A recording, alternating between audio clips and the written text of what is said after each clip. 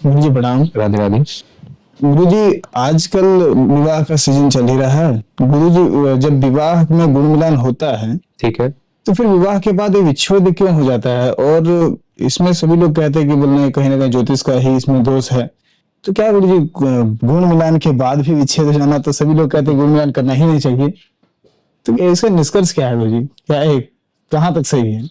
निष्कर्ष देखो, जनता के पास भगवान ने मुंह दिया है। जनता कहने वाले कुछ भी कह सकते हैं, जी किसी का हम मुंह तो नहीं रोक सकते, जी गुरु जी।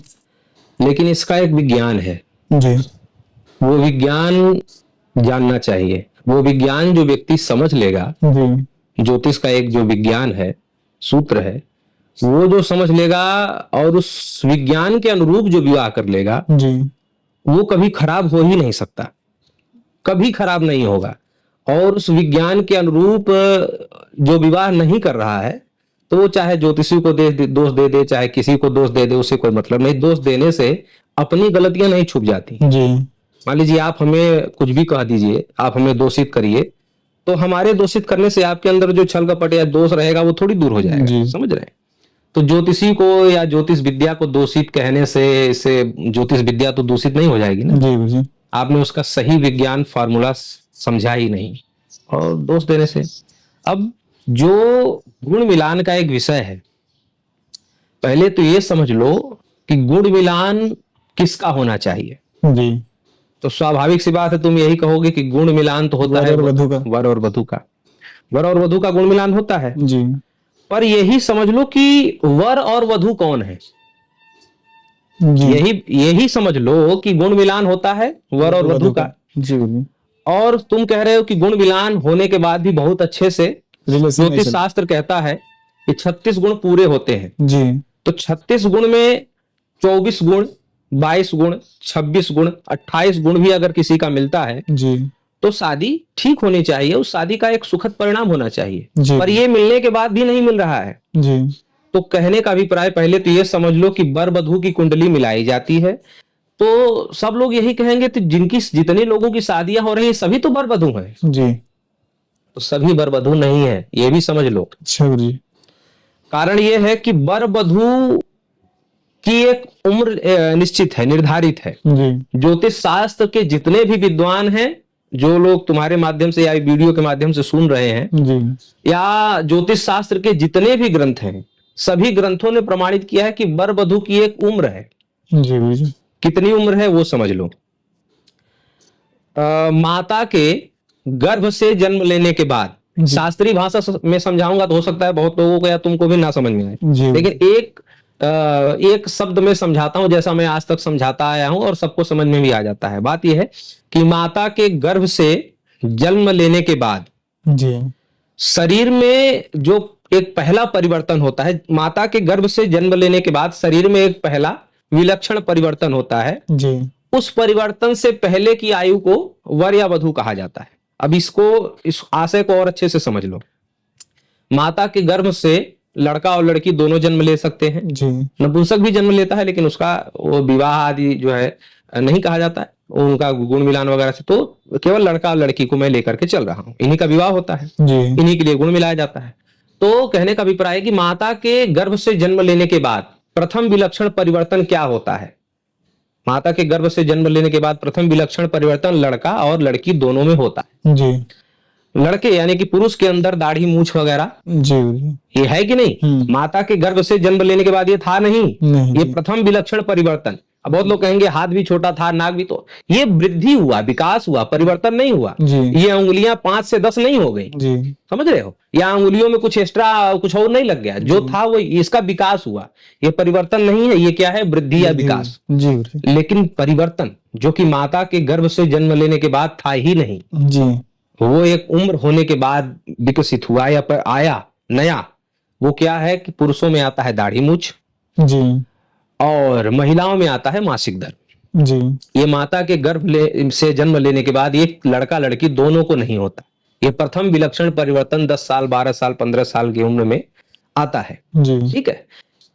ये परिवर्तन जब हो जाता है, ठीक है, ये परिवर्तन जब होने की एक व्यवस्था रहती है, उससे साल 1.5 साल पहले की उम्र को वर या वधू कहा जाता है। तो एक वर्तमान में प्रामाणिक उम्र वर वधू का लगा लो कि 15 साल मान लो। 15 साल का लड़का वर योग्य और 15 साल की जो लड़की है वो वधू योग्य। ठीक है जी। अब एक चीज और तुम्हें ये समझा देता हूं, एक चीज और समझा देता हूं कि शादी में क्या होता है, कन्यादान। जी। कन्यादान होता है। तो अब बताओ, शादी में कितनी भी उम्र की लड़की हो, जी गुरुजी, उसका जब शादी होता है तो पिता कन्यादान करता है, चाहे कितनी भी बड़ी उम्र की लड़की हो, 30 साल 35 साल 40 साल, कितनी भी उम्र की लड़की हो, अगर पिता जीवित है और शादी कर रहे हैं तो कन्यादान कहा जाता है। जी। अब ये सोचो कि नवरात्रि में जब माता दुर्गा जी का पूजन होता है, 9 दिन का उपवास व्रत लोग रखते हैं, जी। क्या 35 साल की लड़की को कन्या मान करके कोई भोजन कराता है? नहीं। उस समय कन्या किसको खोजा जाता है? जो 8 साल 9 साल इससे ऊपर की लड़की ना हो, कन्या ना हो। तो तात्पर्य यह है कि सिद्धांत भी व्यक्ति अपने मुताबिक बना लेता है। जी। जैसी जरूरत वैसा सिद्धांत बना लिया है, जो कि सिद्धांत तो एक होता है, उसी पे चलिए, जी। लेकिन जरूरत के हिसाब से आदमी सिद्धांत बना लेता है। यही तो बात है। अब नवरात्रि का वही पिता जो 40 साल 35 साल की लड़की का कन्यादान कर रहा है, कन्या कह करके, जी। वही अगर नवरात्रि का व्रत करेगा तो 8 साल 9 साल की कन्या का ही पूजन करेगा। जी। और एक बात ये समझ लो कि विवाह एक वैदिक रीति रिवाज है, वैदिक परंपरा है, वैदिक मंत्रों से विवाह करवाया जाता है। अब सोचो कि कदाचित विवाह जो जिस लड़की का हो रहा है, अगर कदाचित वो विवाह के दिन ही मासिक धर्म से हुई, तो क्या वो वैदिक कर्मों को करने लायक रहेगी? नहीं रहेगी। तो कहने का अभिप्राय यह है कि कन्यादान कन्या अवस्था में देना चाहिए ना जी। जब वो मासिक धर्म युक्ता हो गई तो फिर वो कन्या ही कहां रही? जी। फिर वो कन्यादान का कोई औचित्य नहीं रहा। और सबसे बड़ी बात यह है कि प्रथम विलक्षण स्थिति जब शरीर की हो गई, प्रथम विलक्षण यानी कि लड़के का दाढ़ी मूछ आ गया और लड़की का मासिक धर्म आ गया, तो शास्त्र और विद्वान आचार्यगण ये कहे गए कि उसी दिन से वर और वधू की व्यवस्था ही खत्म हो गई। अब 50 साल का कोई लड़का हो, 40 साल 45 साल की कोई लड़की शादी करने चले और कार्ड में लिखा जाए कि चिरंजीवी वर वधू, तो कार्ड में तो ठीक लगता है, एक्चुअली तो है नहीं। जी। आर्मी में भर्ती होना है, पुलिस में भर्ती होना है, तो उसकी एक उम्र व्यवस्था है कि नहीं है? जी। उसके बाद जाएंगे तो भर्ती लेगा ही नहीं, फॉर्म डालेंगे फॉर्म ही कैंसिल हो जाएगा। व्यवस्था है ना उम्र की। जी जी। तो वैसे ही वर और वधू के उम्र की एक व्यवस्था है। आप 15 साल के लड़का लड़की की कुंडली मिलवाइए, जब किसी भी प्रकार हर प्रकार से मानसिक स्थिति शुद्ध होती है, 15 साल के बाद मानसिक स्थितियां अशुद्ध होने लग जाती हैं प्रायः। उस समय आप क्या है, और जब वो वर वधू की एक उम्र व्यवस्था जो शास्त्रों के अनुसार है, वो उम्र व्यवस्था खत्म हो गई, तो फिर ये मिलाने की आवश्यकता ही क्या है? क्योंकि कुंडली तो वर वधू की मिलाई जाती है। जब वो वर वधू की व्यवस्था ही खत्म हो गई तो फिर क्या है, क्या औचित्य है इसका? ये शास्त्रों में लिखा है, कोई मैं मनगढ़ंत तो बता नहीं रहा हूं, इसका विज्ञान है। तो और जो तुमने ये तो गुण मिलाने की बात मैंने कही, अब जो रिश्ते टूट रहे हैं, रिश्ते बिखर रहे हैं, उसका भी एक जो भौतिक कारण समझा दूं। शास्त्रीय और वैज्ञानिक कारण तो मैंने समझा दिया कि 15 साल के उम्र के बाद वर और वधू की व्यवस्था ही खत्म हो जाती है, तो उस उम्र के बाद कुंडली मिलवा करके झगड़ा करवाइए चाहे तलाक करवाइए, कोई मतलब नहीं है। ठीक है। और दूसरा मैं ये बता देता हूं कि शादी करने की भी एक व्यवस्था है, ये तो गुण मिलाने की व्यवस्था है। शादी करने की, और गुण कब मिलाया जाता है वो भी सुन लो कि शादी जो लड़का लड़की का हो, तो लड़का और लड़की ये शादी करने की भी एक व्यवस्था ये है कि अपने रिश्तेदार या अपने परिचय में वो विवाह हो।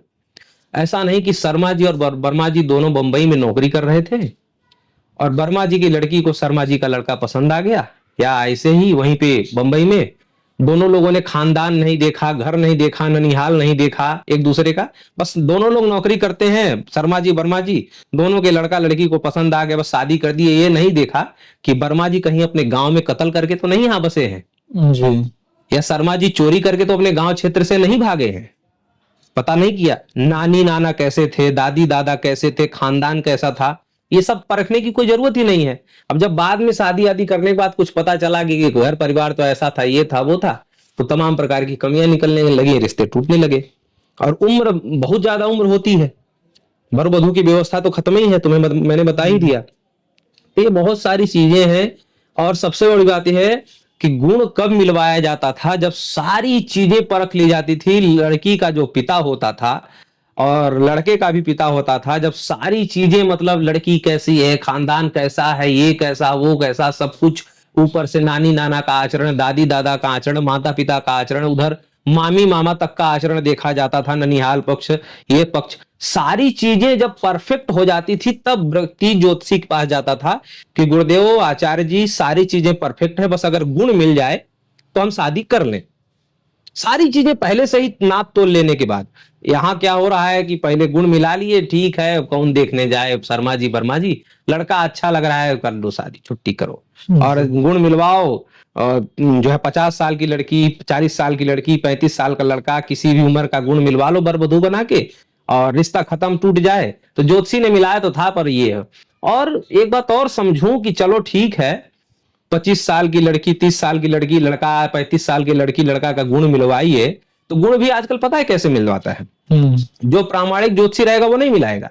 जो कदाचित यूट्यूब वगैरह से कहीं से एक आध किताब उताब या कहीं से सुन उन लिया कि जो है ये गुण मिलाया जाता है राशि नाम से। जैसे मेरा सूर्यकांत नाम है, ये राशि नाम थोड़ी है, मेरा राशि नाम तो कुछ और है जी। तो गुण मिलाया जाता है केवल राशि नाम से। लोग मिलवाते किससे हैं? चलते नाम से। आधार कार्ड में नाम जो स्कूल में हो, राशि नाम तो बहुत लोगों को पता ही नहीं होगा कि हमारा राशि नाम क्या है, समझ रहे हो जी। तो राशि नाम से गुण मिलवाया जाता है, ना कि चलते नाम से। और होता यह है कि पंडित जी हमारे बेटे का नाम ये है बिट्टू, और बिट्टू और राधा का गुण मिलवाइए, तो बिट्टू और राधा से नहीं मिला, अरे तो उसकी बिट्टू की नानी उसको मुन्ना भी बुलाती थी, तो मुन्ना से मिला दीजिए एक बार। जी। अच्छा, तो जो राधा नाम है उसको उसको पुनीता भी उसकी दादी बुलाती थी, तो दादी वाले नाम से मिलाइए, ऐसे गुण मिलता है। पंडित जी क्या करें, पंडित जी मजबूर है, आप आए हैं तो ब्राह्मण भला करने की सोचता है, भैया कोई आया तो खाली हाथ ना जाए, तो मिलवा के। और पंडित ज्योतिषी भी हर काम महंगा वाला, ऑर्केस्ट्रा महंगा वाला, ये महंगा वो महंगा, नाच गाना महंगा, होटल महंगा, मैरिज हॉल महंगा, और पंडित सबसे सस्ता, जी। ज्योतिषी सबसे सस्ता। दोष किसका है? दोष तो खुद का है, जिन्होंने अपने बेटी बेटा या खुद के अपनी जिंदगी खराब की। दोष तो उन सबका है। और ज्योतिषी पे या ज्योतिष के विज्ञान पर लांछन लगाने से कोई थोड़ी सुधर जाएगा। जी। ठीक है, ज्योतिषी को मान लीजिए 50 गाली दे दीजिए, ज्योतिष शास्त्र पे गाली दे दीजिए, लेकिन जिंदगी तो तुम्हारे खुद के परिवार की बिगड़ी ना। जी। मान लीजिए किसी ज्योतिषी को आपने 51 रुपया दिया, कुंडली मिलवाई, 21 रुपया दिया, 1100 दिया, और अगर शादी टूट गई तो ज्यादा ज्योतिषी को आप गाली देंगे, ज्योतिषी 1100 के बजाय 2100 आपको वापिस भी कर देगा। लेकिन वो जो तलाक के बाद जो मान सम्मान प्रतिष्ठा यश वैभव कीर्ति सबका सत्यानाश हुआ, और अगर दहेज में कहीं वो लड़की ने जो है कोर्ट में खड़े होकर के 1 करोड़ रुपए एलिमनी मांग लिया, खर्चा मांग लिया, तो सोचो वो क्या किस भाव के रेट जाएगा, क्या भाव पड़ा वो रिश्ता। जी। अपनी गलती न दीजिए, ज्योतिषी और ज्योतिष शास्त्र पे लांछन लगा दीजिए, विज्ञानों को समझने की कोशिश भी मत करिए। तो लांछन लगा के क्या करेंगे? हमने फिर बताया कि जो ज्योतिषी है, जो आचार्य ने गुण मिलाया था, 1100 के बजाय 2100 ले जाके मुंह पे मार देगा, ले भैया छुट्टी करो। जी। समझ रहे हो? तो ये जिंदगी तो खुद की, उसी की परिवार की। इसलिए शादी हमेशा एकदम करीब के रिश्ते में, जिस लड़के को आप बचपन में देखे हो, जिस लड़की को आपने बचपन में देखा हो, जिसके माँ बाप को, जिसके नानी नाना को, दादी दादा को आपने बचपन में देखा हो, ऐसे परिवार में रिश्ता करना चाहिए। ना कि शर्मा जी वर्मा जी दूर कमाते थे, दिल्ली में बसे थे, कोई किसी का घर देखने बस पसंद आ गया, ठीक है, बस ऐसे फोटो देखा, या लड़के को कभी देख लिया, कभी लड़की को देख लिया, वर्मा जी हमें आपके बेटे से शादी करनी है, अपनी लड़की की, बस चरित्र स्वभाव खानदान देखने की जरूरत ही नहीं है। और फिर पंडित जी से गुण में सारी कार्रवाइयां, सारी जरूरी पारिवारिक कार्रवाइयां करने के बाद लास्ट में गुण मिलाया जाता है, ना कि पहले ही देखे सुने। अच्छा, उसमें जो जरूरत ही नहीं, नाम जो बोलता हुआ चलता हुआ नाम है उसी से मिला उला छुट्टी की है। राशि का नाम कोई पूछना ही नहीं चाहता। और बायोडाटा भी आजकल उल्टा सीधा, ज्योतिषी अगर मिलाने की कोशिश भी करे तो बायोडाटा भी उल्टा सीधा सब देते हैं। लड़की मांगलिक है तो छुपवा देंगे, कुंडलियां गलत बनवाई, ये सब चल रहा है, सब धंधा चल रहा है। जी। जी। समझ रहे हो? तो ये अनेकों कारण है ज्योतिषियों को और ज्योतिष शास्त्र को और आचार्य मुनियों की परंपरा को लोग गालियां दें, जिसके पास ऐसे है। लेकिन जो वाकई में विज्ञान समझेगा वो कभी ऐसा नहीं होगा। और विज्ञान यही है कि वर वधू की एक लिमिट होती है। हाँ, इसका एक और प्रारूप जरूर, बहुत लोग कहेंगे कि 15 साल की उम्र में अगर शादी कर दिया जाए तो कानूनन जुर्म है। और दूसरा ये लोग ये भी कहेंगे कि 15 साल में बच्चे परिपक्व तो होते नहीं है संतान आदि पैदा करने में, तो उसकी भी एक व्यवस्था है। हमारे यहाँ शादी वर वधू की एक उम्र है कि दाढ़ी आने से पहले और मासिक धर्म होने से पहले विवाह हो जाना चाहिए, लेकिन संतान आदि पैदा करने के लिए या उत्पन्न करने की शारीरिक क्षमता को बढ़ाने के लिए द्विरागमन तिरागमन की भी व्यवस्था है। मतलब 3 साल या 5 साल बाद उसका द्विरागमन होगा और फिर त्रिरागमन होगा, फिर 2 साल या 3 साल बाद 5 साल बाद उसका त्रिरागमन होगा लड़की का। मतलब शादी हो गई, विवाह हो गया, अब वो एक पवित्र व्यवस्था या पवित्र अवस्था में उसकी कन्या वाली अवस्था में कन्यादान हुआ, न कि जो है रजस्वला वाली अवस्था में कन्यादान हुआ। समझ रहे हो? रजस्वला वाली अवस्था में तो पुत्री दान कह सकते हैं, कन्यादान तो नहीं कह सकते। समझ रहे हो? तो कन्यादान वाली अवस्था में और वर वाली अवस्था में जिसका विवाह हो गया, तो वो उस लड़की अपने घर रहेगी, लड़का अपने घर चला जाएगा शादी करने के बाद। शादी हो गई, अब उसमें द्विरागमन होगा। 15 साल की अवस्था में शादी हो गई तो द्विरागमन होगा, मतलब 20 साल में। 20 साल में द्विरागमन करवाइए। डॉक्टर वैज्ञानिक सभी लोग जानते हैं कि 20 साल का लड़का लड़की शारीरिक पुष्टता आ जाती है, संतान वगैरह पैदा करने में या बौद्धिक विकास सब कुछ हो जाता है। तो उस दोष से भी बच जाएंगे और बहुत सारी झंझटों से, बहुत सारी विकृतियों से बच जाएंगे। समाज को इस विज्ञान को समझना चाहिए। ज्योतिषियों को और ज्योतिष शास्त्र को गाली देने से काम नहीं चलेगा। गाली देंगे तो भी कोई नहीं, जब बिगड़ जाएगा तो दुनिया भर को गाली देने से कुछ होता जाता नहीं है। तो तुम समझ गए होगे जी। तो आप लोग भी समझ गए होंगे और इस विज्ञान को आप लोग समझिए, अप्लाई करिए। हालांकि भारतीय कानून इस व्यवस्था को इसको मानता ही नहीं, इस विज्ञान को। 15 साल में शादी करेंगे जेल चले जाएंगे, कई साल उम्र ही बना रखा है।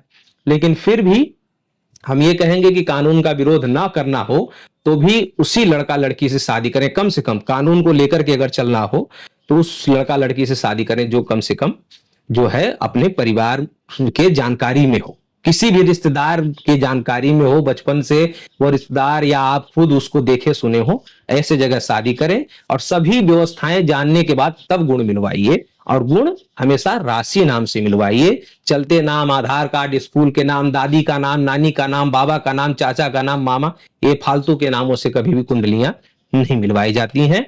ठीक है? वर वधू की उम्र में तो शादी नहीं हो सकती किसी की, लेकिन फिर भी कुंडली आप लोग मिलवाना। कुंडली से मानसिक प्रेम देखा जाता है, मानसिक प्रेम की जो है देखा जाता है कि दोनों के अंदर मानसिक कितना मिलाप है, ये देखा जाता है। तो मिलवा सकते हैं, हम ये नहीं कहेंगे, लेकिन फिर भी ये सारा जानकारी, सारा बायोडाटा छान लेने के बाद, अच्छे से प्रक्रिया परख लेने के बाद, जब जो है नानी दादी सब तरफ से अगर शुद्धता मिले, शादी कर लेनी चाहिए। राधे राधे। जय श्री राधे। जय श्री कृष्ण गुरु जी।